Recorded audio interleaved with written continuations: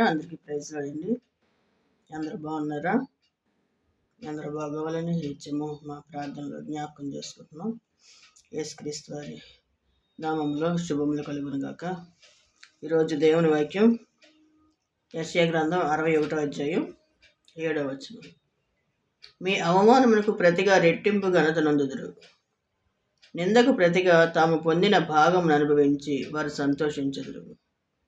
వారు తమ దేశంలో రెట్టింపు భాగమునకు కర్తలగుదురు. నిత్యానందము వారికి కలుగును. ఈ జీవిత ప్రయాణంలో సమస్యలు, నిందలు, అవమానాలు ఇవన్నీ కూడా ఉంటూనే ఉంటాయి. కానీ మనం ఎలా ఉన్నాం అనేది దేవుడి హృదయాన్ని చూస్తాడు, పై వేషాన్ని చూడడు.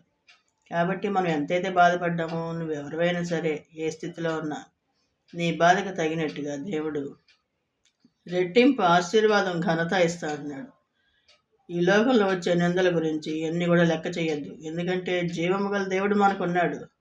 ఆయన పరిశుద్ధుడైన దేవుడు మనల్ని సంతోషంగా, సమాధానంగా ఉంచుతానంటున్నాడు.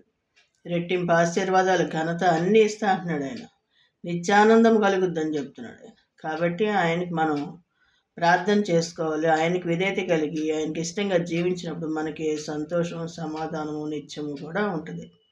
ఎల్లప్పుడూ కూడా మనకి తోడునేడుగా ఉంటాడు ఆయన. అంతేగాని దేవుని గురించి కూడా బాధపడిన అవసరం లేదు.